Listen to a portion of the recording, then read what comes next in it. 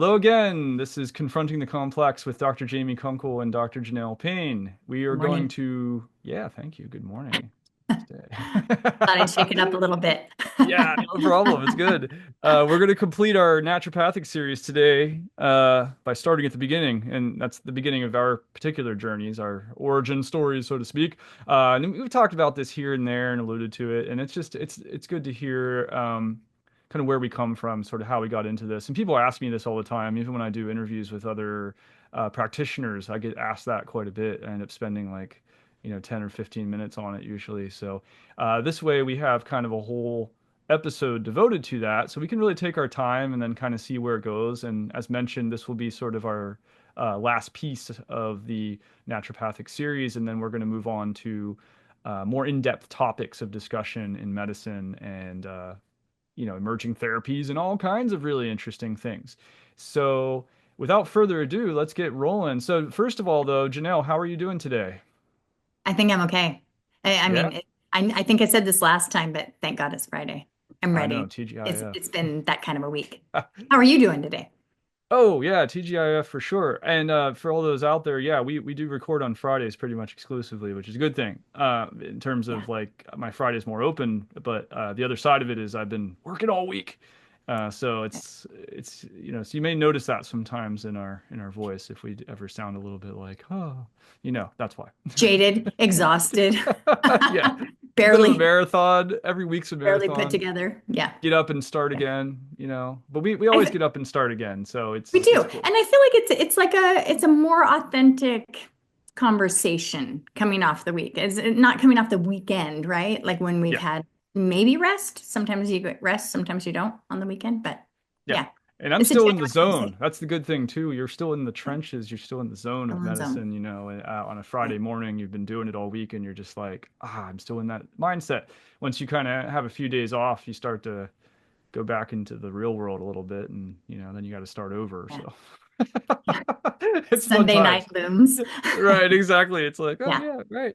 But we always do it. We always get back. So it's cool. All right. So Janelle, why don't you start this time and tell Okay. me a little bit about your origin story? How did you get into naturopathic medicine? What really interested you in Mm, this lovely field? Tell me about it. Interesting. So I had three kids at home.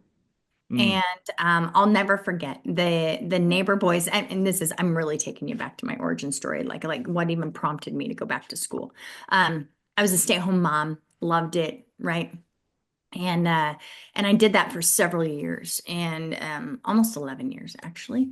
And I remember the neighbor boys, like I had planted some flowers. I was big into landscaping, and I had planted some flowers right next to the basketball hoop in the cul-de-sac, right? And the neighbor boys were playing basketball and smashed my flowers.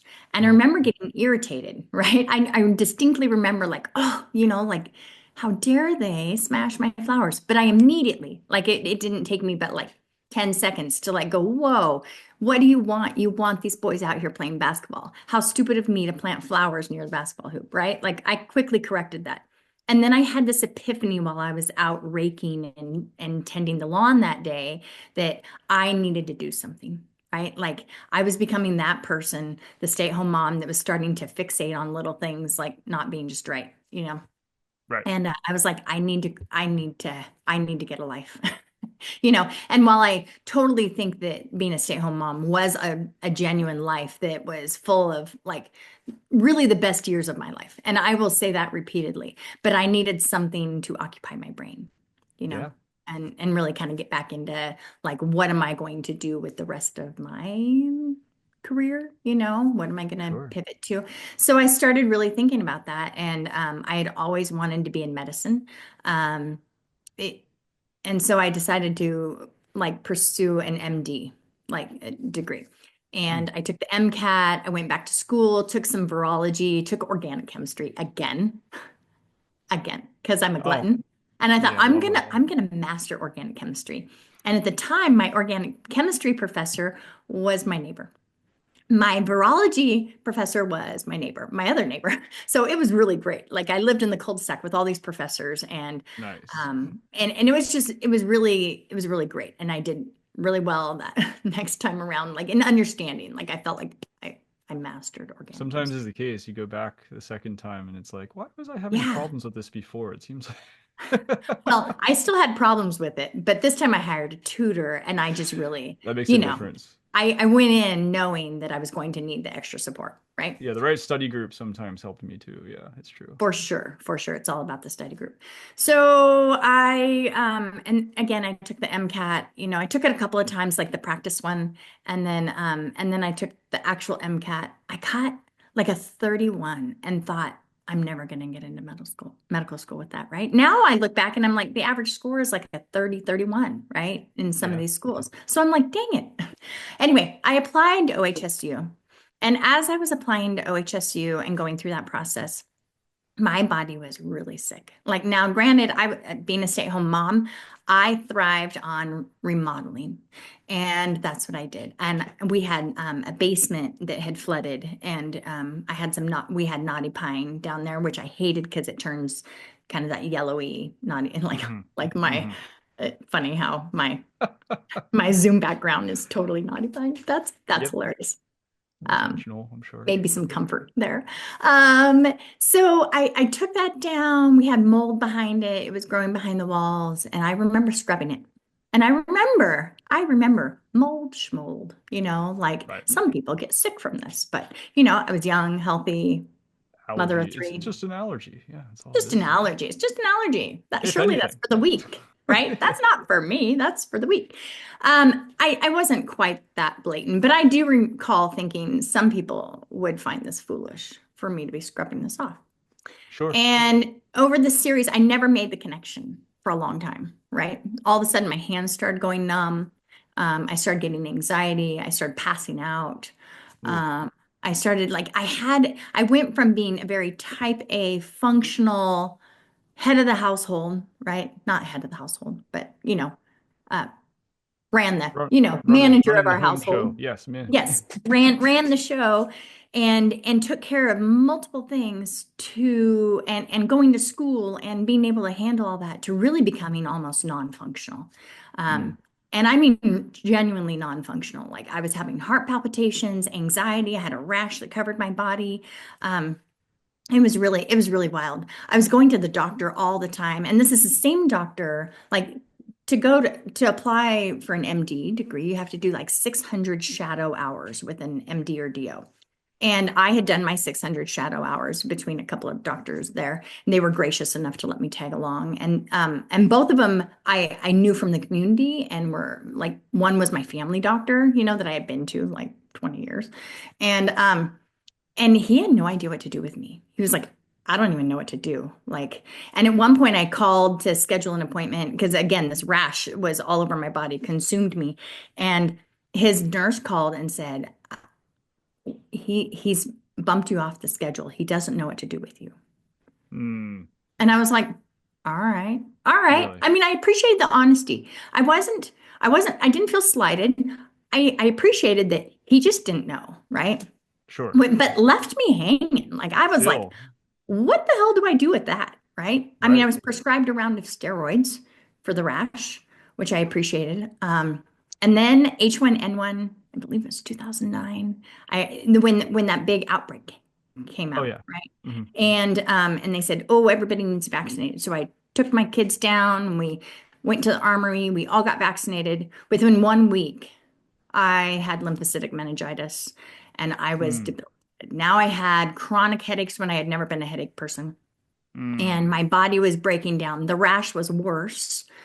Um, and I wasn't able to like even function. So I remember being nauseous and weak and my joints hurt and I was anxious. I was paranoid. I mean, like just this whole myriad of, um, and really deeply fatigued. And meanwhile, I've never been, I didn't even know who I was, right? Because none of these symptoms were of me before. Yeah. And so it got to where I could prepare a meal for my family, but I was so sick and nauseous that I couldn't eat it. And I was so Mm. fatigued, then I'd go back to bed and I would just go into my room. And my husband, thank goodness, had a seasonal job and he could take care of the kiddos, right? So he Right. took them to school, picked them up from school. all this, and to have three young children, they were 2, 4, and 6 at the time. Hmm. To have three young children and to be like virtually disabled, like Yeah. was no joke a hardship. Like, thank God for SpongeBob. I will never cast judgment on parents putting their kid in front of a Right. TV because And now it's I needed Bluey. it. So yeah, Right now it's yeah. now it's Yeah. Bluey. Yeah. Oh, Bluey, Bluey, yes. Bluey. Yeah, now it's It was Bluey. SpongeBob. That's true though. It was It was SpongeBob. SpongeBob. My kids are the SpongeBob. And they like, anyway, I won't digress. That's okay. But I didn't have a lot of family around at the time. My my in-laws, I wish I would have relied on them more. Anyway, I'm going down a rabbit hole. Um, where was I going with that?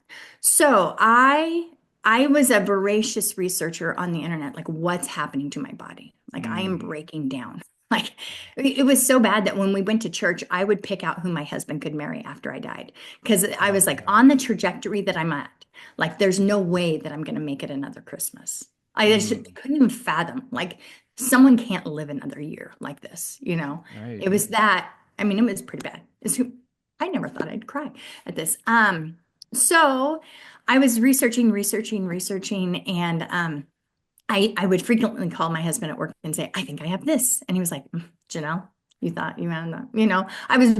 I was definitely a hypochondriac, right? Like, I think I have this. I think I have this.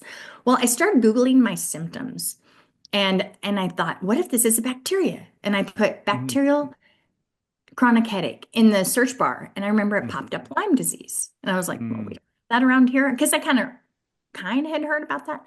And so but the symptoms came up and I just, like everything else, did my due diligence, read Hmm. through all the symptoms, and I was like, holy crap, I have 28 out of 30 of these symptoms. So I Yeah. called my husband again.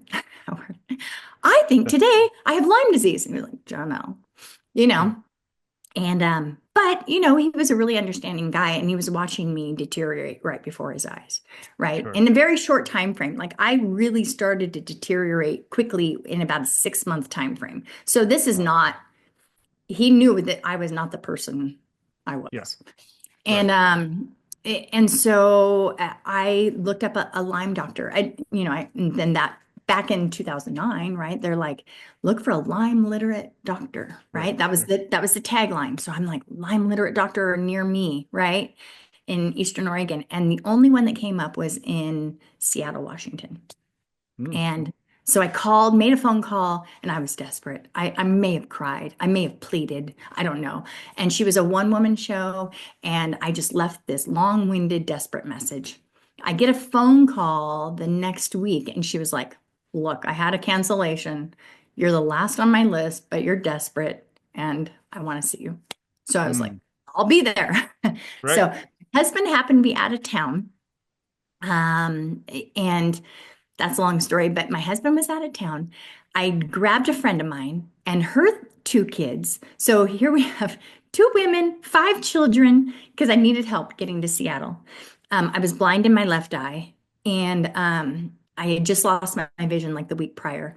Mm. And we're driving to Seattle. We get there, and she looked at me and she was like, "Oh, like you're sick." I was like, "Yeah, no kidding, that's why I'm here." And I sat in her office for 2 hours. And I mean, I just remember saying, well, yeah, I think you have this, and I think you have this, and I think you have this, and we're going to do this. And she prescribed, I mean, as you well know, like a slew of supplements, a slew of Hmm. medications. I Hmm. left there $1,200 poorer, right? Mm. Because not just the visit, but then the supplements, right? Right. And I came home with 4 prescriptions for antibiotics, antifungals, right? You name it. And I started all this and spent about 2 months in a recliner, sleeping my way through that die-off process. Oh, And yeah. after about 3.5 months in treatment, I was like, I have my brain back. I have my brain back. I am functional. I was exercising again. I was now, granted, like the type A in me, like did every single part of my treatment plan that I had to do, right? Yes. And so I think it did accelerate my healing. And she just happened to hit it right on the head, right? Like as Yeah. far as Yeah. like what was bugging me. I was diagnosed with Lyme, I was diagnosed with Bartonella, and I was diagnosed with Babesia. I We see. did a whole bunch of testing, which confirmed all of that. Um, and the piece that we didn't get was the mold piece right away. But I think that that's really what triggered that cascade of events for me to Sure. decline. Right. So, um, anyway, like it just, that was kind of my story. And then slowly Yeah. I kind of came out of that. And I'll never forget, this all happened in like November is when I saw her. So by the next spring, I was kind of back in my own body, not fully restored, but I would say a good 80% better, right? Which Wow. is solid, right? Yeah. And it didn't maintain, right? I went off the antibiotics too soon, as Hmm. we will do. You feel good and you're like, peace out, I'm done with this. Yeah. And I didn't want Right. to pay her anymore because it was really expensive, right? So I Sure. totally get it. And and I did go off too soon. And she warned me. She said, "You're going off too soon. It'll come back." And she was not wrong. And that's okay, right? Because we all have our journeys. But I'll never forget that summer when it was time to mow our lawn because we had a big 3/4 acre lot, Hmm. and that I tended to. That was my pride and joy. And my husband, I was like, hold my beer. I'm gonna go mow this lawn. I don't drink beer. Anyway, but it doesn't matter. But I was like, I'm gonna go mow this lawn. And I just said, you just sit right here on the balcony and you just watch me. I was thrilled. I was just thrilled to just be back out there because I had a whole season that I couldn't function, couldn't mow the lawn, couldn't pick up my kids from school, couldn't, you know. Anyway, there you go. That's Wow. my story. Oh, that's And I've amazing. been So off and on supplements, antibiotics, antifungals since then, kind of a smattering here and there. I call them tune-ups, if you will, when I feel myself getting more symptomatic. But yeah, yeah, no, I mean, thank you for sharing all that. That's yeah, yeah, that's a lot. I mean, and that's a lot of folks' journeys too. And I think that these experiences, a lot of folks that go into naturopathic medicine do have, stories of their own health concerns or those of their family. There's a lot of reasons why people wanted to be a part of something different, part of a change that they maybe want to see in their healthcare. I think that was one of the slogans that was thrown at us too, of course. Be the change you want to see. right. So it makes a lot of sense. At what point then did you enter into naturopathic school? Like when did you Oh, kind of decide that was like that you wanted to be, because you had already done the MCAT, yeah. right? Yeah, I'd already done, and I was in the application process. During this whole time, I was in the application process for the Oh MD shoot. Yeah, program, no right? kidding. And I'm like, oh my gosh. So I pulled the application, right? I was like, whoo, I can't do it. Clearly I was so sick, right? Like I got my application in as I was declining. And then because I think that went in the fall, and then they do all the interviews and whatnot around January, February, right? But that's when I was like, never mind, scratch that. So this is the part of the story that I forgot to tell. When I made this appointment in Seattle with the Lyme literate doctor, I show up and I see it's a naturopath. Oh, that's what I was going to ask you. I was going to ask if the I the was doctor really that brought you annoyed. in was an ND. Okay. I'm a Western minded girl, or I was, Yeah. right? Like I was totally raised Western medicine. Like I thought NDs were wacky. I did. Yeah.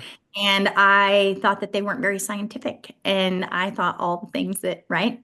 But she nailed it. Here I had been to the ER. I even made my husband during like when I was really sick, take me to the ERs outside of our small town. Like we drove 2.5 hours to Walla Walla. I said, take me to the Walla Walla ER, a different Hmm. doctor, different set of eyes. And I don't want him to think I'm crazy here, right? Because Right. something's really wrong with me. And I couldn't breathe. I remember like feeling like I was suffocating and I couldn't breathe. That air hunger that many of our Yeah. patients classically have. And nobody could diagnose it. They were like, well, you don't have asthma. I know I don't have asthma, but why can't I breathe? And it just was such a suffocating feeling that I made my husband take me to Walla Walla. And so through all this, nobody could answer my questions. Nobody had even anything for me, nothing other than a referral to psychiatry, which I resented. I was like, Right. you know me. I'm not anxious. I'm not paranoid. I'm not depressed. I'm not, you know, and I full on had a rash all over my body. Um, Stress and rash. Yeah. or stress rash. It must have been self-induced, Yeah. Right. psychosomatic. That's Yeah, classic. Yeah, victim classic. blaming. Yeah. Classic. Um, And so but when I saw that she was an ND on the door, I was really mad. And I was like, I drove 6.5 hours with 5 children in my car to see an ND who's going to charge me, like at the time, her initial visit was $500, which back in 2009, a $500 visit was a lot, Yeah, And I it's was like, after the market oh my crash. Things gosh. were Right, weird. right. And I was mad. Yeah, So, but once I met with her, I was also desperate, right? And then I met with her and I was like, this lady's brilliant. Not only did she absolutely diagnose every single thing correctly that was confirmed with lab testing, that and Anna got better, yeah, um, and I remember her saying that she doesn't typically prescribe right out of the gate like that, right? But because right. I was an Unless you're Oregon really resident, sure. Yeah, unless you're really sure. And I did yeah, ask her that, and I said, "How sure of you are yeah. you in your?" And she goes, 150%. I I was like, know. Sometimes you do have to make that choice when somebody is really acute, struggling. I mean, maybe they're chronic, but they're going down, going yeah, down fast. yeah, You sometimes have to make those decisions for sure, clinically speaking. So, yeah. yeah. And she said, like she said that she usually waits for the blood test to come back before she prescribes. And she Most said, people, yeah. but she said it's not the right thing to do for me, which I totally appreciated. Like her ethical stance was like, I couldn't take any more decline, right? Yeah, And so she felt like I needed to be started right away. right, And I carry that, with me, like do the right thing for the patient, right? right. Like, yes, we all Totally. want laboratory evidence of this infection. We all want Sure. it. The Yeah. doctors, the patients, everybody does. And sometimes we don't get that satisfaction for various means. Yeah, And I'm that sure we'll that talk about hunger for absolutism and absolute evidence is one of the reasons why there hasn't been as much progress in treating tick-borne, or vector-borne illnesses like Lyme disease. So unfortunately, yeah, I know, and everyone's like, well, even if you get a positive, it's not a true positive or something. It's like, but if you look at the clinicals, like, why else is somebody that sick, right? And the one answer is usually, oh, it's all in your head. It's like a somatic and that kind of thing. And then, what's the other answer? Well, maybe it has an illness that mimics another illness, so you can give another name to it or something the like great that. Chronic mimicker. chronic fatigue doesn't mean anything.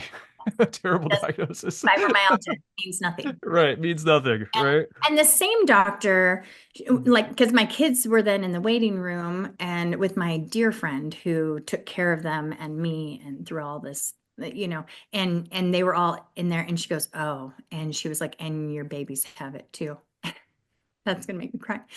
And I remember like, what? And she goes, but we have to get you better first because this is one step at a time. You can't all be in treatment at the same time, right? Like Yeah, that's one tough. step at a time.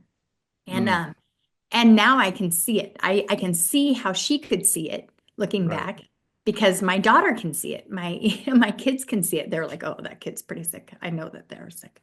They can tell just by their consonants, their dark eyes, their, lack of energy, their, Mhm. anxiety, childhood anxiety. Right. And so all my kids had it, and that was devastating. It's one thing if I had it, but for all my kids to be afflicted with it was Sure. devastating to me. I Right. mean, that really rocked my boat.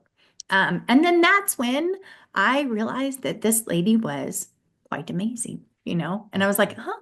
And it gave naturopathic medicine a really good name. I Yeah. felt like she represented the profession in a way that I hadn't seen it represented Yeah. and Sure. and I appreciated it. She did tell me at the time, which should have been a red flag. She said I should have been an infectious diseases doctor.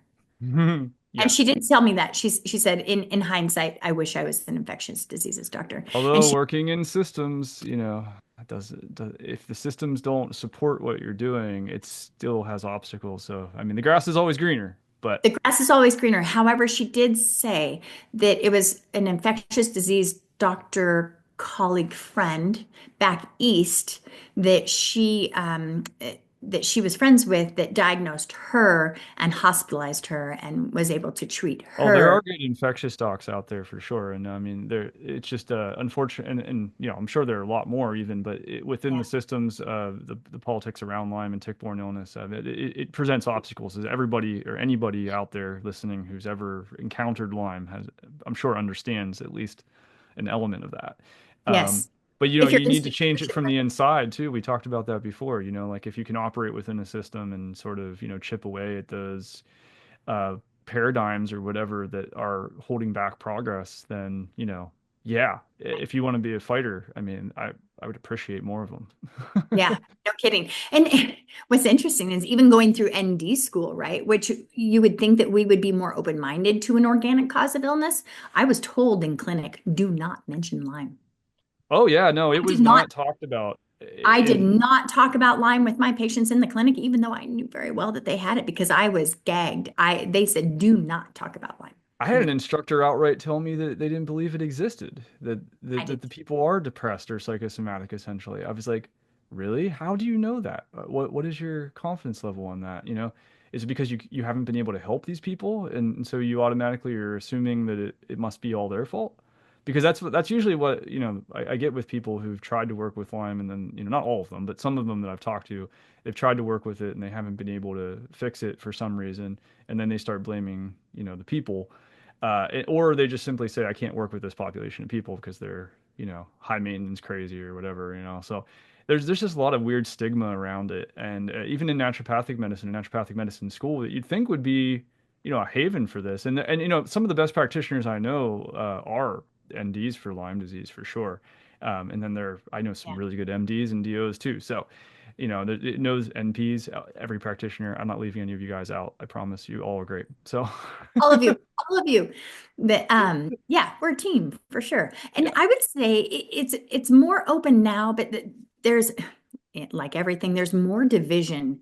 Like, unfortunately, you're either a believer or an unbeliever. And I just, it shouldn't be like that, right? But like, I have a lot of MD, NP, DO colleagues that absolutely believe in chronic Lyme and believe it exists and causes a whole, constellation of symptoms. And then I have ND colleagues who think it's hogwash, right? And so it's just, we're just a divided people lately. I mean, Yeah, sad. unfortunately. I mean, it's one thing to like as a practitioner, you can always say, "I'm not equipped to deal with this," but it's usually followed by, "I at least acknowledge that this might be something of concern to you, and that I'm going to then refer you over to somebody else to get Right, the help that you need."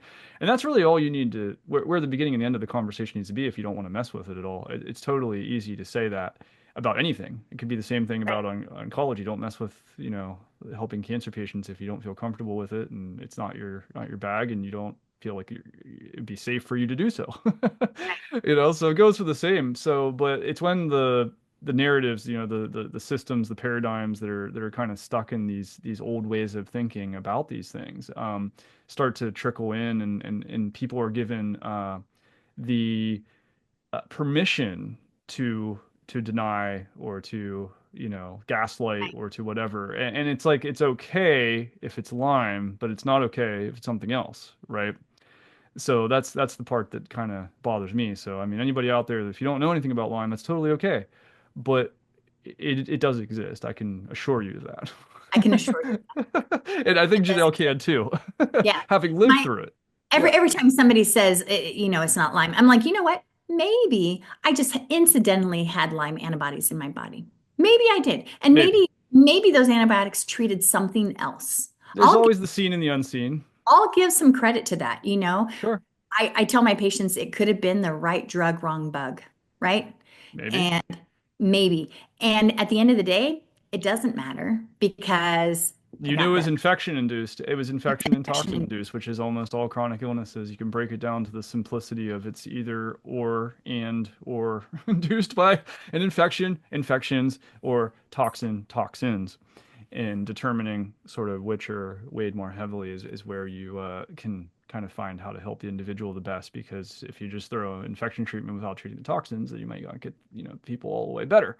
So, and vice versa, you know? Yeah. So time and place for everything. So no, thank you. This is Yeah. great. Um, Okay, so did, now can I go ahead? Did you wait, have one wait, one last? more thing. I Okay, think one at last least question. I think had one more question. I've already, So so because of your experiences with this ND and getting treated and essentially kind of saving your life, it sounded like, that's probably a good enough reason to go to ND school. Did you have any concerns at that time though about NDs and just not being legitimate or not being recognized, or were you concerned about adversity, or were you kind of like greater No. good? Shockingly, it was that experience that I was like, oh, they actually are trained quite well, right? Like Ah, I really had it totally changed my and then I started reading the ads for ND school and it looked like they had a very good training. And I would say I had good training in my ND school for the most mhm. part. There's some things were lacking, but every program has its strengths and its weaknesses, right? Sure. So that's universal for every program, every professional And first people degree have to program. remember that all medical schools are, in a lot of ways, basic medical knowledge. And, you really do your hard clinical learning either in your residency or after you get out, like in terms of being a Yes. really good doctor. Because you can read books in theory all day long. And it's a very important foundation, but to be a Yeah. really good practicing physician, a lot of it kind of comes later too. And Yeah. so, everybody thinks, oh, they come out of medical school, they're like, suddenly ready to hit the ground running, and it's not quite that simple. Right. Well, I think in hindsight, yes, I decided to apply to ND school and I got accepted to both NUNM and Bastyr, so I had to make that choice. I chose Bastyr in San Diego because, I mean, hello, sunshine. I mean, Yeah, it was that's an right. I obvious didn't thing. have that I was choice whenever I went to school. right. I was the first class at Bastyr University, California, and this is where do your due diligence, right? Like do your due diligence. I was so new to naturopathic medicine. All I knew is that I had a case that served me and my family really well, right? And so my introduction in naturopathic medicine was great, right? It was great. However, Washington and Oregon have broad scopes of practice. I didn't realize that other states don't. So when I Yeah, applied and matriculated, it wasn't until I got to California that I was like, what do you mean we can't prescribe? What do you mean I have to like have an MD look over? What do you mean we're physician not federally recognized? supervisor. Yeah. Right? Like there were a lot of things, but it was well after we were in the program Right, already. of Like course. Yeah. by this point, I'm already $30,000 in debt. Yeah. And, you It's know, gonna stop and start over? No. right. Like I just moved my entire family, Right. now my kids are 5, 7, and 9, and I just moved all my kids. And anyway, Yeah, it was, I I, know. It's and my yeah, husband, I don't your know if it was husband. me saving face, like, and I didn't I guess I was kind of committed, it was this Yeah, one. no, totally. I mean, once I get into my story, I'm the same way. I just, was committed to it. I was going to see it through, and Yeah. it was in deep, and the process of learning all of it is awesome in so many ways. And I mean, I'm sure a lot of people felt that way in different medical schools. It's a lot of work, but it's just, you're consuming masses of knowledge and just, taking it all in. And it's if you're a if you like being a student, which a lot of people are like lifetime students. It seems almost, it's like go back to Yeah. school for something else and go get a PhD and whatever. And if I had unlimited amounts of money, I'd probably go get another I, degree. I was gonna say that might be me. I do like Yeah, yeah. If it wasn't for all the money, that kind of thing. But it was a fun process. No, thank you. This is cool. Thank you for sharing. And we could come back at the end. So what were you gonna ask me? now it's your turn. Now it's my turn. Ah. Hmm. Okay. Yeah. Yeah, So yeah. I let's hear. see where my story begins. As a kid, it was kind of funny because I was always sort of a really shy kid, and I don't know. I never You really, were shy. oh, quite, yeah, quite. It's a little more of a solo. I was the kind of person that had like maybe one friend or maybe two at any given time. It's kind of like close to people. I kind of came out a little bit more later in my life, maybe a little bit in high school, but I moved around a lot. I was all over the place. Like when I was 11 years old, I moved to Israel and lived there for almost 5 years. And then I came home to Pennsylvania where I grew up for like 1 year in high school in my 10th grade. And then I moved to Germany for like another 2 or 3 years. And I did my first year of undergrad there and stuff. So I was kind of all over the place. That's Um, cool. and so, yeah, I got a lot of different perspectives. And, at some point in time, because of all my exposure to the military, my dad worked for the Department of Defense with the military, but he was a civilian, government worker. I got a lot of exposure to military. I was like thinking, well, maybe I'll either go into the military or maybe I'll go into medical or something and get it all paid for through the military. Yeah. I was thinking Yeah. about all these things kind of early on, and my mom used to tell me like, maybe you should go be a doctor. I was like, I don't know if that's really for me, but maybe. I'm sure she planted those seeds in my head from the time I was like, remembering anything like 3 years old. I don't know why. I was the youngest of a family of four, and for some reason, I was supposed to be the doctor or whatever. It was kind of funny. So the seeds were all planted, and I kind of had a lot of broad worldview, multicultural, sort of different ways of living and thinking and speaking, and all these different thoughts about life. And for whatever reason, I just was like, you know what? I want to study the brain. I don't know why. So I decided I found the University of Pittsburgh, which was near where I grew up in Western Pennsylvania, but also moved all over the place there.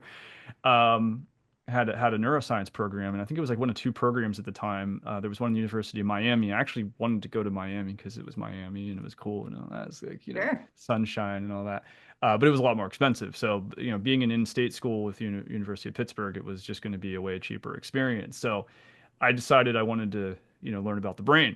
So that was kind of a pre-med program, and it was that I was either going to then go to medical school or go to research.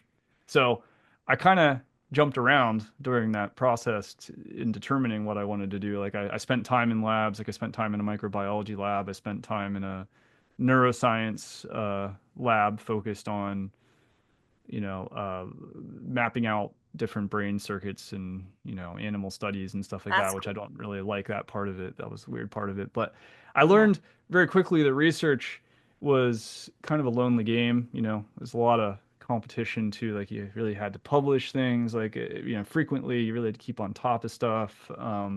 And Yeah. there's a lot of solo work. So for somebody that was kind of more like a solo, and I thought that I was that kind of person. I thought maybe I was more of that, I could do things on my own and myself and, maybe not have to interact with people all the time. So I thought if I was going to go into medicine, I'd have to just talk to people all the time and interact with them, and it wouldn't be for me. But I think, truthfully, I think I always wanted to be in a more, social environment with my work, and I learned very quickly the limitations of research, and so I decided, to go back into medicine. But by that time, because I did everything so quickly, it felt, I graduated when I was 21 from undergrad with the neuroscience bachelor of science degree. Uh, I was like, I could do the MCAT, kind of go in that direction. I was like, I could take a year off. I could work in this neurophysiology lab because these guys were hiring, and it probably would have been a pretty good job in working for the university. Um, or I could look into other things. And at that time, I was getting really into like understanding plant medicine and how pharmacognosy, the study of plant chemicals, is Yeah. actually influencing the brain and influencing other parts of the body. So I started just like reading about herbs a whole bunch, basically, and reading about traditional medicines that were more herbal based, and that ultimately some of them that were converted into pharmaceuticals. Even that I was just like, well, it all comes from nature. It's all about nature. Like a lot of our understanding of pharmacology started with natural substances and everything. Right. So I was like, huh, well, that's interesting. Um, I didn't really have like the best experiences with conventional or traditional, whatever you want to call it, allopathic medicine in my life. And uh, I had this weird, skin thing for like 9 months, and I was, gaslit into oblivion and was completely miserable. And it turned out it was something quite simple that was quite easy to treat, but I was, called an addict and everything else. And, it was crazy. And that was like when I was 18 or something. And I had a really bad sort of experience and perspective on how much people don't listen and how much they assume they know about everything about you in the 2 minutes they spend with you. And I didn't really think that that was going to be for me. And then I was just thinking, well, worst case scenario, I'll go into natural medicine and then I'll go into research. So I'll go get a doctorate, even if it is a medical or a clinical, and then I'll go into research. And even when I interviewed at Bastyr University, I even told them that like I may be interested in actually doing research instead if I decide I don't really want to like see patients. Right. So I kind of just applied to one school really quickly. I was kind of on a time crunch. It was literally like April, and I would have had to have started in like August or something of that year. And so I kind of just applied for one school just to go out and see it and experience it. And I said, like, if that's not going to happen, I'll either do those other things I mentioned. But then, you know, I did get a interview, and then went out there, and it was like, really cool. And I always wanted to move to Washington, Seattle, and all that. It's like What always made a you thing. choose best year? You know, I think it was because it was in Washington, Seattle. I just like fell in love with the Northwest, like the first Yeah. time I ever went there. And I just was like sitting and looking at the sound, and like on one side there was the Olympic Mountains, and the other side it's the Cascades, and it's like there's Mount Rainier, and it's like beautiful, and the air is really fresh and clear, and it was like a magical place for me to be.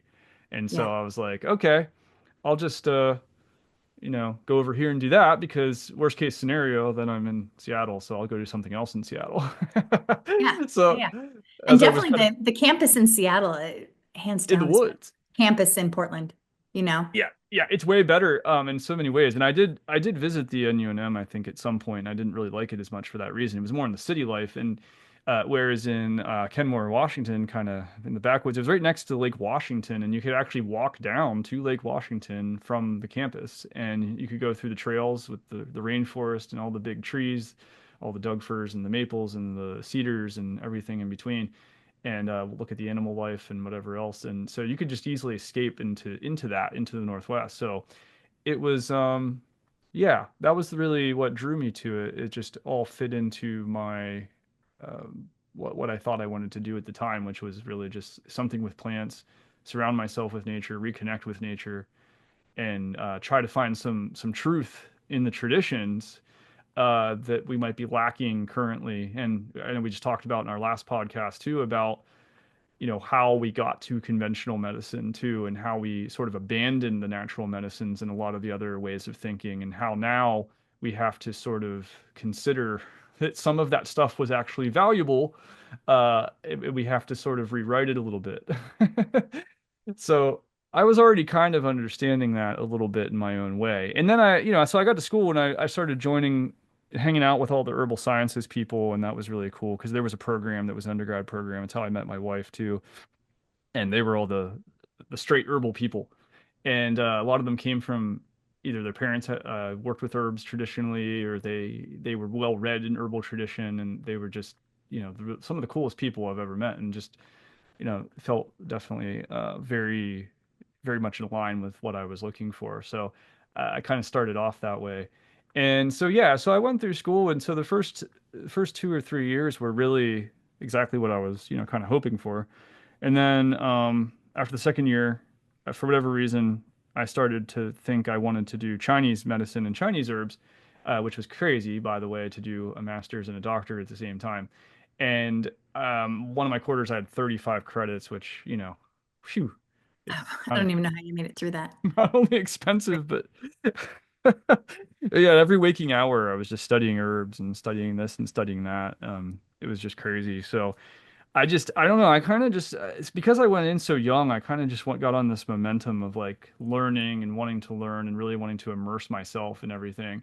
And so I just kind of went along, for the ride for the most part. And I started getting into clinicals, of course. And um, I found out I think I was like okay at it. I was okay at it at the time. But I really got into doing a lot of like structural and body work and procedural stuff with people, because it just seemed like that was something that people needed more. Like they needed, more therapeutic touch or alignment work or something like that. That like, herbs and supplements and stuff by alone weren't really helping some of these people. And it's funny how I've come full circle now. Like we're actually recognizing that structure function is really incredibly important for chronic illness, and that there are a lot of conditions that have been given names now that are quite, you know, quite significant and quite a big deal, like Yeah. craniocervical instability, and now they're talking about these pelvic abdominal compression or venous conditions and different things, and it's like, yeah, there's a lot out there in the structure function world. So I would note that when I would even treat proverbial Lyme identified patients or whatever you want to call them at the time, because we didn't really want to talk about it in the depth that we needed to. Like, I found out, I can do work on their head and their neck, and I can relieve some of the pressure in their head, and I can kind of give them some clarity in their thought for a while and all this kind of thing. And it was really cool. So that's kind of how I had a little bit of an introduction with that. And I came from Pennsylvania, so I was exposed to Lyme early in life, like all of my family and everything. And incidentally, they didn't all start getting really terribly sick with Lyme until after, COVID era, which was interesting. So that kind of came later. And Yeah. but fortunately, I had the knowledge and the training to sort of help them, which is very important. But Hmm. and then my wife got really sick with mold and Lyme right after I graduated, incidentally, and I didn't know enough about those things because I wasn't really trained in how to deal with them properly. Because there's still a lot of controversy even around mold, and it's kind of ironic, really, because in the Northwest, mold is everywhere. Ubiquitous. Yeah. And there's a higher rate of certain autoimmune disorders in the Northwest, like MS. They always talk about MS. It's like it must be the vitamin D. I was like, it's not just the vitamin D, but I mean, there's got to be other reasons. Right. And I'm not saying it's just mold, but there were a lot of regional ailments that were a problem. Chronic fatigue syndrome. Funny enough, chronic fatigue as a diagnosis. I was just learning this or reminded of this the other day. It started in the Reno Tahoe area, I believe, in the late 1980s or so, and there were people who just were afflicted. I think it was 130 something people who were afflicted with this illness that nobody could understand. And ultimately, the doctors thought it was either Epstein-Barr virus or like chronic viral reactivation or acute viral reactivation being spread, mutant viruses, or it was environmental mold. Incidentally, because at that time there were, some pretty terrible mold findings in I think the local high school and other areas in the community, and it was like, some kind of toxic mold possibly. So it was just interesting that nobody ever came to the conclusion. Of course, the CDC and the other whatever entities out there haven't really come to acknowledge mold or SIRS or whatever you want to call it as an illness, but it was clear to all of us. But I didn't get a lot of that training, unfortunately, in school. So I wish I would have, but And I, then I I, didn't. I didn't yeah. get a lot of it. So, we were in a moldy apartment in Ballard in Seattle area, and the mold was like bubbling out of the walls. And so we would tell the landlord, "Hey, this isn't good for us, I'm sure." They would come in and just kills it, like just sprays kills, over it and just call it a day. And so I just got a little bit of fatigue and some sinus stuff, but then my wife developed an autoimmune condition and, Lyme stuff and all kinds of things. It was crazy. Yeah. And that was like when, pregnant with our first child too. So it's like, so I carried over, and like my first child had, some issues with Lyme tick-borne illness and mold and other things like that. And we're still kind of dealing with some of that. So all my exposures to all these things came sort of after my naturopathic school, incidentally. So that's why I said you don't just always hit the ground running. Like my first job out of Right. school was doing a men's health job, and I'll tell people about that sometime. But I was hired for a decent hourly rate, but I was also told I'm going to pay you less, and I love NDs because I can pay them less, and that you guys all accept it, basically. I was like, thank you. It's good, Because they're good. hungry, starving, and still $300,000 in Yeah, debt. and if you're getting like a guaranteed hourly rate, that's rare for an ND to get a guaranteed hourly rate. Yeah. That's worth anything. That's enough to like have a living wage. Like you might go work for a supplement company and like, I'll give you $30 an hour, which probably would have been a lot back in 2009 or whatever, but not so much now.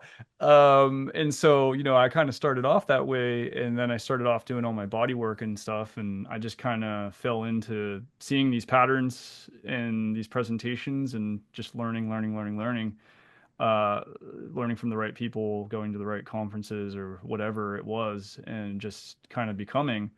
And I think at some point in my undergrad, I don't know what it was, I did have some trouble with like organic chemistry. I think I repeated the first organic chemistry or something like that, and uh, and I did really well the second time, which was cool. And I just at some point I realized that I wasn't learning the right way.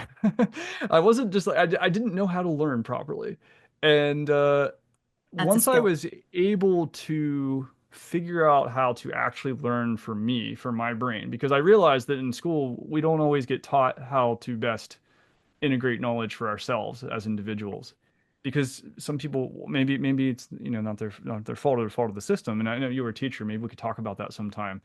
How to navigate different learning styles with different children. And I think I was probably somewhere in the I don't know if I want to call like everybody's neurodiverse in their own way, I suppose, but my way of learning was just completely different than I think the average person. So I Right. can memorize knowledge, but to really truly integrate it was a whole other story. So once I figured out how to do that, though, it was like amazing how much I was able to really consume and remember and integrate and use for problem solving and everything else. So now I kind of have this like catalog in my brain and I can just like go through it really quick. And so that's really served me in being able to deal with really complicated, chronic illness folks, that I can sort of see all the webs and interconnections really well. But all that took years of me learning how to learn first, which was very early, and then integrating that learning experience and then relearning things that I didn't learn properly the first time. So it Yeah, was, nailed it. I think to yeah, learn medicine, you have to do that. you I feel do. like anybody that learns medicine has to reconcile that. Yeah, I mean that's why I talk about paradigms all the time. These frameworks of scientific thinking or of our thinking in our own brains and different things like this, that we have to be malleable in some of those things. We have to be willing to kind of change a little bit. It's funny, back when I started school, even for neuroscience, they didn't even think that the brain was changeable. They didn't even think that adult brains Plasticity were, wasn't. yeah, plasticity wasn't a thing. Once you're an adult, your brain is just stuck the way it is. I learned very quickly in my undergrad how much we don't know about the brain. Yeah, And there's so much more we know now, but we still don't know a lot. So everybody that, thinks they say they do, they don't. And so we have to be willing, and that's a perfect example in neuroscience, but it's like any other field. We have to be willing to change, to change our understanding. And we may be thinking of things in a way that could be serving some of our patients or serving us in some way in certain percentage of those patients, but we could be failing another percentage of patients because we're not, maybe understanding it properly or using the right therapeutics or something else. And that's the art of practicing right there, is to be able to be able to change, to be able to learn, like you don't make the same mistake twice, to the best extent you can, at least not with the same person anyway. Um, right, and right. you would hope. And you learn how to increase your percentages of success or know when to send to the right people. You learn the whole shebang about it. And that's why I get really upset sometimes about, keeping medicine rigid or, keeping it in a standard of practice, quote unquote. And, because that standard doesn't work for everybody. It doesn't work for that Lyme patient sometimes. It doesn't work for that mold patient sometimes. And Yeah, if the systems are teaching us to sort of operate within a very small box of medicine, then we're not going to get out of that box, and you're going to leave a lot of people behind. So, when we criticize these systems, it's really because, well, Janelle obviously was one of those patients. I've had family members that have been those patients myself, including my yeah. wife and my children. So, it's personal, but it's also just the right thing to do, I think, as a human, is to not ignore a certain segment of the population. Well, it's really you just fall, and I know I mentioned this on previous podcasts, but you fall outside the algorithm. And once you fall outside, once you deviate, your little plinko falls outside the algorithm, then you're just lost, you know? And I think that that's with our expanding world of chronic illness. I think that that's where naturopathic medicine has really flourished. The demand has been huge. Alternative medicine, like I can't remember the billions of dollars that are spent on alternative medicine every year, and I see why. Yeah. The Understood. algorithm Yeah. is small, So, I mean, the training is beautiful. We've said it before. I mean, I love the training. right? The only thing, I mean, I guess I could ask you too, if you could do it all different or the same, would you do it all the same or would you do it different? You know? Irony is, before we started, it's one of my questions. It's written on my little post-it note right here to ask you. It's Yeah. like, Ask you first. no, no, I would not. Really? Yeah. Yeah. I mean, I know my story is my story for a reason. I think I could have, in hindsight, I probably would have gone down a nurse practitioner role. Mm, Um, and it had more job opportunity. As you know, right. treating chronic illness is hard, and if you ever want to pivot, you're kind of locked into something. You're locked into Right. cash pay or insurance model, but you're locked into like being in a either a solo practice or joining a small practice, typically, Right. right? Yeah. And we've had a lot of conversations about this, but it's no joke that I would like to be hired by part of a system that has benefits and there's a lot of financial loss that I feel like Yeah. I have incurred. So in that regard, no. No, Right. I Kind wouldn't of do from it. like a career sort of, Just perspective. career choices, like from a fiscal Yeah, responsible fair. perspective, I would not do it again. Okay. No, I mean, that's understood. I think if And you asked a lot of people, they would consider. I don't regret my education. No, no, that's it. It's like I feel like if That's I could just like take all my education and right. then go back in time with my current brain, then it Yes. would make more sense. Yes. Yes. So there's a commercial. Did I tell you, was this on a previous podcast? I'm sorry. I've said this a few times recently, so I can't remember who I've said it Even to. if you did, it's okay to repeat Okay, it. well, I'm gonna date myself, but there's a commercial when I was a kid that said I'd be 22 again if I could bring my 50-year-old brain with me. And I Right. remember being younger than 22 at the time of this commercial, and I remember thinking that's ridiculous. That's a ridiculous thing to say. And now that I'm 50, I can tell you that I would only be 22 again if I could bring my brain with me, That's right? true. Like so Right. I get it. Like I'm there. Anyway, I'm on a rabbit trail with that Okay. story. But I'm curious, what would you do differently if you could, or would you do it the Yeah, same? it's a good question because I mean, as I said, it sort of happened the way it happened for various reasons, and I think it was sort of like a momentous occasion. There was momentum pushing me into natural medicine and herbal medicine and everything, and so I feel like yeah, I think this whole circumstances would have had to have been different because, as I mentioned, I was really on the fence about whether I even wanted to do clinical medicine or research. And so, if it wasn't for those experiences, I don't know that I would have gone into clinical medicine at all. So, Right. it's really hard for me to say. But I mean, if I let's just say hypothetically that I knew more, or I gave myself more time to think because I did just sort of rush everything as I often have done in my life, moving things very quickly. Like I graduated high school a year early. I got tired of moving around high schools too much, so I just took extra classes and just graduated early.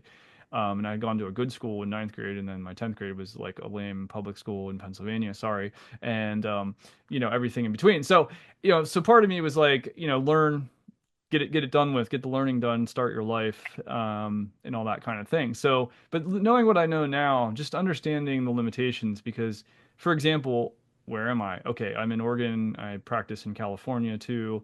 I'm on the West Coast. Have I tried not being on the West Coast? Yeah, because I'm from the East Coast. I've tried. I've lived in Vermont. I lived in Minnesota briefly. There's no way I can really viably go back to Pennsylvania and be able to make a living and be a sole provider for my family. It's just the reality of it. So if I was really to understand the big picture, because at the time I was like, well, I'll be in Washington forever, of course, because it's just so beautiful. And Right. well, I'm not in Washington right now. I am in Oregon though, so I'm still in the Pacific Northwest. I always get drawn back to the old PNW. I can't help it. It's just, I feel most at home here. Um, but that's because I've moved around a lot too. But Pennsylvania still has a place in my heart because it is my like OG home. I Yeah. haven't really been given the opportunity, even if I wanted to have that opportunity, to go back to practice there effectively, to do the things I was taught to do, and to support my aging parents and to do all this kind of thing. Um, I'd love to have that choice, and I think everybody should be given that choice. Like we have this life, and we have these opportunities, but there's all these politics and nonsensical things that are wrapped up into what we're allowed to do and what we're not allowed to do, and like what's right and what's wrong. And it's really frustrating because when you have a skill set and you know that you're capable of doing something, that should be what matters the most, is that you're not going to hurt somebody, first of all. Right. You're probably going to help somebody, and that you have really, the best of intentions and ethics and morals and values and things that are most important for being a good doctor. And I feel like but that's not enough. Of course, that's not enough because there's laws and regulations and this and that and the other thing. And there's, for better, or for worse, and there's reasons for this, but there is a little bit of a war on physicians right now to have more oversight because in the past people, you know, were reportedly getting away with a lot more. People would do something in one state and then move to another state and then start right back up. But that doesn't happen anymore, for example. But then like even the opiate crisis happened and doctors Yeah. got really blamed for that. And not the drug companies take any responsibility there. No, they've gotten Well, their fines, but and one of the drawbacks too is there's no reciprocity for our yeah, licensure. Like Yeah. I'm licensed in multiple states and I have to maintain those licenses with a different Right. set of rules, with a different set of like Right. things I can do. So I have to be really on top of like, what I can prescribe for my patients in Arizona is different from what I can prescribe for them here, right? The Right. formularies are different. The Yeah. continuing ed credits are different. They have different criteria. So every year, right? Like Yeah. it's expensive and it's hard to manage. Um, Yeah. I and mean, it's it'd be not like nice if that. there was a national licensure even for any kind of Yeah. medicine. Because I mean, this I'm has been an issue since COVID too. Like, like yes, telemedicine and stuff like that, for example. As a specialist, you may not be, some of you people might be from some other state because they don't have a person in that state that's able to actually seek out that specialist. So, right. And this is the access. year that I'm trying to get on the boards so that I can try to make some of these Yeah. effectual changes, right? Like that we need to open these conversations with other states and kind of be on the same page at least, Yeah. right? And like be moving towards that to where there's Yeah. reciprocity Yeah, in and that. it all starts with just acknowledging that we kind of all have our place in medicine and that, there's limitations to all forms of medicine, but that if we all work together, we can be the best version of medicine possible. And that's the integrative model, and it's the holistic model in all of its different forms. And I feel like we could achieve that, but it starts with acknowledging that there's value to be had. And then it also starts with recognizing that there's not going to be some kind of danger or harm, either physically or financially, because it seems like there's a protective thing. Like some professions are very protective of their professions. They don't want somebody coming in and stepping on their territory. If there happen to be NDs in a rocks throw in every state, maybe the chiropractor or somebody else. I don't mean to pick on them, but when I was in Minnesota, they were a little bit of an opposition to us. Oh, So, yeah, you know, that would be a problem for these folks. And so people have to understand that, and I don't like this, but there are a lot of sick people right now. There's a place for all of us out there. there's And plenty of business for all of us. the folks that are doing this type of work, complex chronic illness, there aren't that many of us. And to first Because we get acknowledge burnt our out. value is to acknowledge that complex chronic illness is a problem and that it moves beyond just heart disease, diabetes, and cancer. That there are people like what happened to yourself that aren't getting listened to, aren't getting the help that they need, and that there are doctors and folks out there like the doctor that you visited that are capable and able to safely diagnose and treat these people, and that is a value because one, you don't just do this because you're like, hey, I'm going to go make a lot of money. I mean, you have to, charge money for your services, but people aren't like billionaires from doing this. It's not like being a cardiac surgeon or something like that. Right. You do this because you want to, that you believe in it, that you have a passion for it. Almost everybody I know who works in chronic illness of any kind uh, is a really like good person at heart. Almost all the ones that I've ever met are like really exceptional people. They're very exceptional humans. Yeah. And so just acknowledging that those people do exist and that they have really, the best of intentions and that they're trying their best not to cause harm to people. The conversation has to start there somewhere, and it's a very hard thing to convey to somebody that doesn't understand it. Like, where do you start the conversation? Right. That's the big question. I love how you said that, Jamie, because I can tell you that, like, of all my colleagues, when we get together, there's an element of just, they're just kind people, right? Yeah. They believe people, they're patient advocates, strong patient advocates, even the ones And that are they're burnt out. patient. They're And they're patient people. patient. And they don't think people are just crazy. And, they just are like, I mean, I'm thinking of all my colleagues right now, and there's not a one of them that I dislike, like, that I think is not like just genuinely Yeah, I mean, we can have oppositional viewpoints sometimes, or we can, disagree, agree sure, to disagree, but sure, it's cordial most of the time with most people, and I mean, some people have beliefs about what's going to be best for a profession and what direction they need to go in, and other right. people may disagree with that. But at the end of the day, I've seen for the most part, all of us can get together, eat across from each other at a conference, and talk socially about what we're doing and how we're treating and share information and just I can see almost always that there's there's a good heart there with good intentions. There's it's really Yeah. well thought out. Everybody is really trying their best to be the best version of themselves, most of them. So Yeah. at least, when I see them at conferences, they seem to be like that. So Even with the ones with the giant egos, like when you yeah, really talk to them, they've got a yeah, story. They've got a true. story that they came from somewhere, and like they sound like they have all this bravado and Yeah, ego and all that. And at the end of the day, they've been humbled, right? And they totally. will be humbled again. Like, Totally. And I mean, it's almost like you need to have some people with a little bit of that ego out there too, because it's like you, yeah, you need sort of this, you need to be able to exude confidence on a level that is, for whatever reason, more acceptable in leaderships, or in mediations and other things. Like to a degree, right? to a degree. So to a degree, yeah. Because I know folks who are leaders in our field that definitely are more of that personality too, and when you see that there's a good heart underneath all of it, and you can see that this is sort of just a way of presenting oneself. It's not always, it's not malicious or negative or something like that.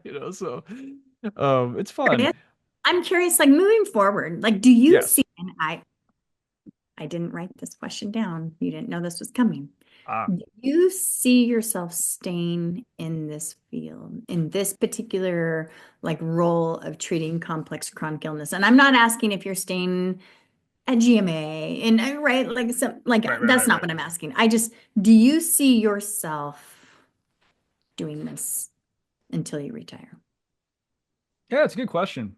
I suppose it all depends on how the landscape shifts and changes for, a variety of, factors at play there. The politics, how the next 4 years go in some regards is going to be Yeah, interesting. yeah, For the most part, if I'm given the ability to, once again, the fun, I don't want that much in life, really. I want the ability to practice the way I see as effective and safe, and I want to be able to learn what I want to learn, that makes sense right, to being the best version of myself, and to be able to do that, and to have the freedom to do so, to have the freedom to practice, and not being told that what I'm doing is wrong, even though uh, that may not be entirely true, and that there isn't really an absolute truth in science and medicine to all accounts on right. things that are incredibly complicated, incredibly individual, incredibly everything that we don't get. So as long as I'm given the ability to practice, like On my me. license is not taken away, or I'm not told I can no longer do what I'm doing, I think I could see longevity in it, and it's just because I do really enjoy helping people, and I really enjoy helping these varieties of folks who haven't had good answers to their health issues, and that they Yeah, can just know that they have somebody on their side, they have an advocate, they have somebody that's going to be with them in that journey of figuring it out, unwinding it, whatever form it may come in. And so it's a very fulfilling job, but it is very draining. So I mean, I could see myself certainly, not practicing as many hours a week in the future as I get older, for sure. yeah, But it's hard to get away from it. I've known folks who are, semi-retired, who it's hard for them to get away from it, who've been doing it for 30 years. Like if it's really you, and that's what your passion, that's your love, that's your career choice, what, all people's jobs can be hard sometimes, but you want to wake up and be like, yeah, this is really what I want to do, like in my life. Like this is what I want in my life. And yeah. I could say, yeah, it checks a lot of boxes for me.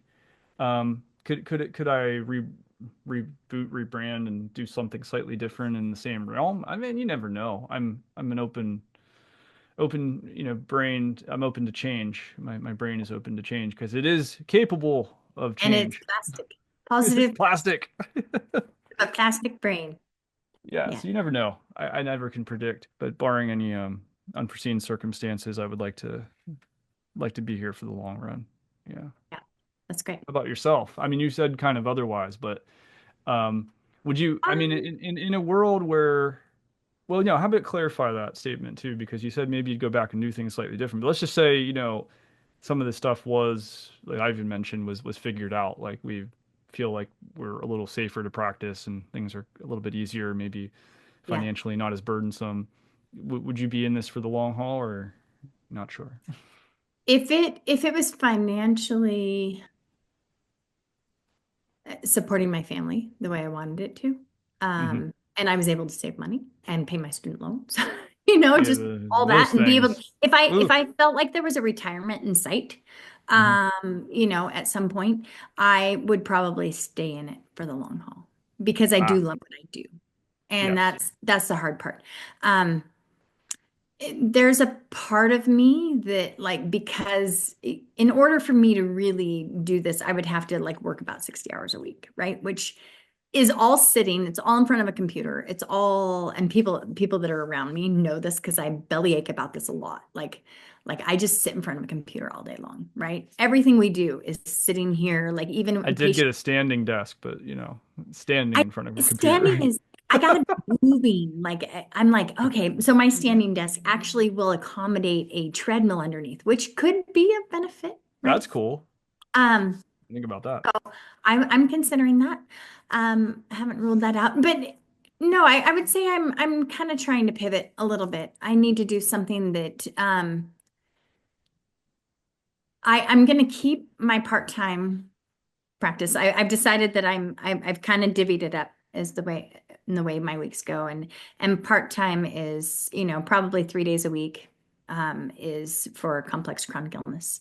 And because I don't think I can give that up, there's Yeah. a subset of patients there that like, yeah, they're just like anyway, near and dear to me. And then, but I'm really enjoying hormones, semaglutide, like helping patients feel better quickly, which sounds really bad, but like, we're in it for the long haul, right? And there's all this talk with the complex chronic illness patients, like it's going to be a minute, like we often say for every year you've been sick, it's going to be that many months before you feel better, right? Like, and that's that general rule, which I don't actually subscribe to. I don't totally agree with that.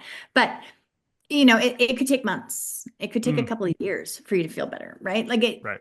right? Like, and that's a hard sell sometimes. And so I, there's kind of, maybe it's a dopamine hit. I don't know. But like when you have somebody and you put them on semaglutide and then, 2 months later, they've lost 10 pounds and they like want to give you a big hug and they're so excited and they're just feeling good, right? They're kind of back in Yeah. their body and they're just Yeah. like kind of on their way and now they're eating healthier and they're just embracing like a new them, kind of this Yeah. post-COVID, everybody gained a little weight, maybe not everybody, but some people. Yeah.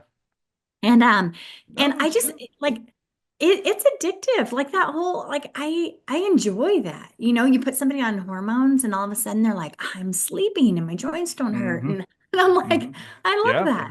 And I just, No, like, and I will not say that that's easy medicine, but it is not taxing to me, right? that's Like true. That's fair. Yeah, that's fair. Um, Yeah. and at the same time, I love it, right? You do your due diligence, you do your labs, you do, you do your physical exams and patients just appreciate it, and they feel Oh, I better. know. It's crazy the occasion when I have like kind of the wellness type visit or, even if it's the anti-age graceful aging sort of regenerative Love it. stuff. It's Love it. it's awesome. Yeah, it does kind of it's like I'm weights off my head a little bit. I can kind of, be creative and be fun and there's not as much urgency to it, Yeah. generally speaking. Yeah, I can totally appreciate that. And that's why I like to kind of dabble a little bit, here and there and try to try to shake it up a little bit.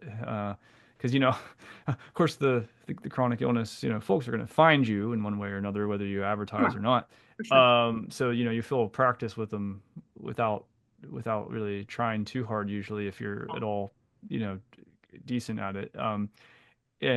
But it's nice to be able to, do other forms of medicine sometimes. And I totally appreciate that and respect that when people, want to kind of divide that a little bit or, kind of divvy that up or even step away for a little while, is kind of an okay thing too. I've known people who have done that and they can decide over time whether, coming back to this type of medicine is appropriate or not for them, then that's okay.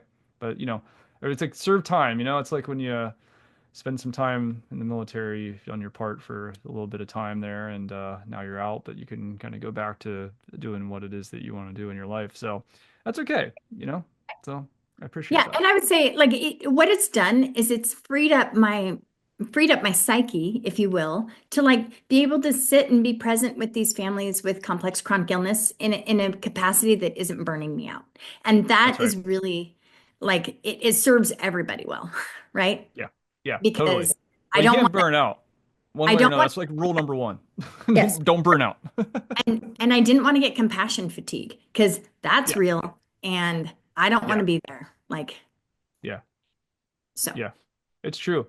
Yeah, no, I mean, I think if one is leaning towards burnout, they have to ask these hard questions and explore Yeah. some of those elements and find those answers within themselves, or get others to kind of help guide that process. And we'll probably talk about that at some point, physician burnout and practitioner burnout, and Yeah, we should how definitely we, talk. how we've individually navigated it, or Yeah. we're not perfect, but we've eluded some of it anyway.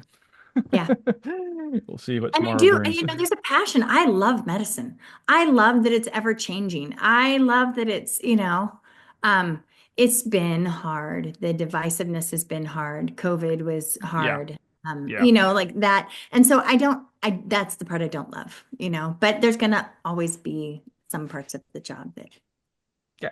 There's gonna be hard times. yeah, There's always gonna be there all are always going to be the good times and the less good times. And it's like what I said at the beginning of these podcasts. I do have some hope right now, despite how frustrating some things can be out there in the world at this particular moment too. Um, but you got to hold on to that hope one way or another, and you got to just try your best to do your part in whatever the process may be, and not give up too easily, because we don't know what the future is exactly going to bring. I mean, right now, if you're talking about politics, there's a lot of chaos right now. So what happens when yeah, chaos settles, we don't know. I almost don't. Things can't always be chaotic forever, and there are supposedly folks like I've heard, even recently there are folks that have worked with Lyme who have talked specifically to RFK, for example, and talked to Health and Human Services, trying to talk to the government to recognize the importance of doing this work. And these are people who maybe are more on the left, but are going across the aisle appropriately Right, to try to make change happen. Because we have what we have. It's like this is where we're at. And we have to just sort of. I mean, it's cliche, but we have to stay a little bit positive and keep clear-headed. Not become too reactive or too stressed about it. And I'm not immune to it either. I mean, honestly, it's just don't get consumed by the media and everything else that's going on right now, because they'll tell right, you that the world is ending, and that's a good way to get people to click on their articles and a good way to sell stuff, as it always has been. Disaster. right. It doesn't matter who's in the White House. It's like it's always happening, right? It's always So happening. You can I always just find it. you can always find a reason to believe that the world is ending. Yeah. So just turn it off. Don't look. Turn it off. Right. Just reconnect to the things that are important to you. Family, friends, community, all the really real stuff, the non-media varieties of stuff. Right.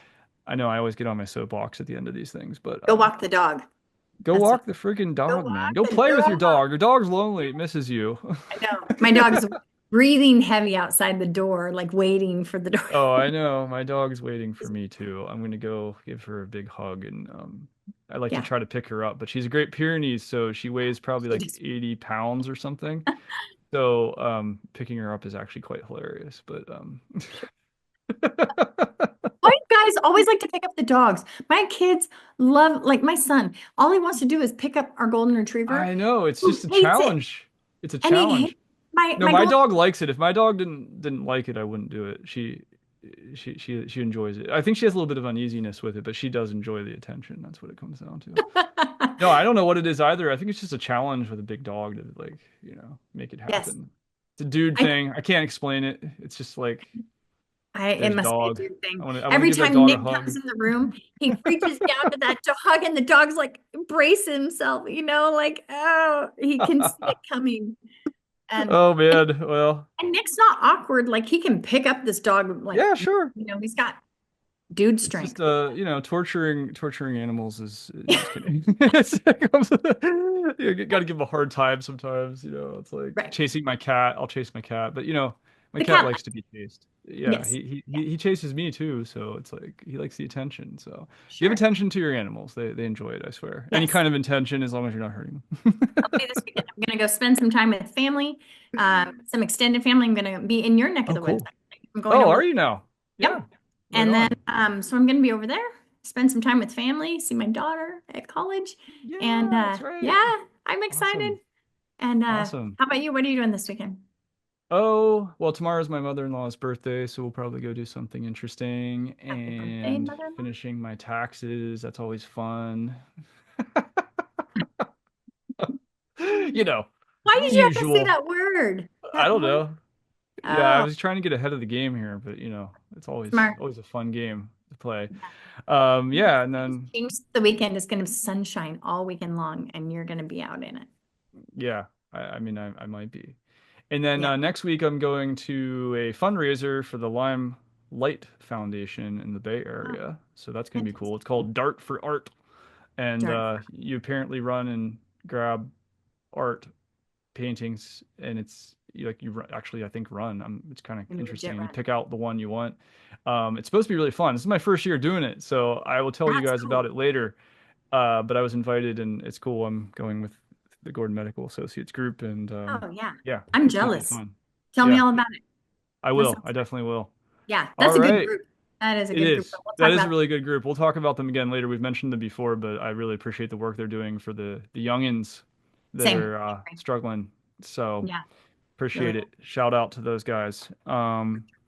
All right. Well, this concludes our, it's probably not our last time we're going to talk about ND stuff, uh, whatever you want to call it. And so we'll get back to it, I'm sure, but we're gonna try to dive into some other topics and subject matter going forward. So it'll be interesting. We'll see what the next one is. It'll be a surprise, because I haven't figured it out yet either. So, but we'll okay. we'll get into the nitty-gritty of different medical topics and how we think about them, approach them, what the research is saying, and patient stories, confidential, of course. We'll Yeah. go into all of it. We'll give you So. some links, some other podcasts that you can listen to, kind of trailing off like Yeah, that. I've been trying to make a list of different topics and where patients can get supportive information from I as love well. it. Yeah. Yeah, no, that's wonderful. Yeah, more to come. Much more to More to come. come. So, Right. you guys have a good rest of your day. Those listening, take it easy. We will talk soon. Have a nice weekend. Bye bye. Thank you for listening to our podcast, Confronting the Complex with Dr. Janell Payne and Dr. Jamie Kunkle. As a reminder, the views, thoughts, and opinions expressed by Dr. Jamie Kunkle are solely his own and do not reflect the views, policies, or positions of Gordon Medical Associates or its affiliates. Any content, discussions, or advice shared on this podcast are independent of Gordon Medical Associates and should not be interpreted as a representation of Gordon Medical Associates. Gordon Medical Associates does not endorse or take responsibility for any statements or viewpoints expressed in this podcast. Thank you, and I'll see you next time.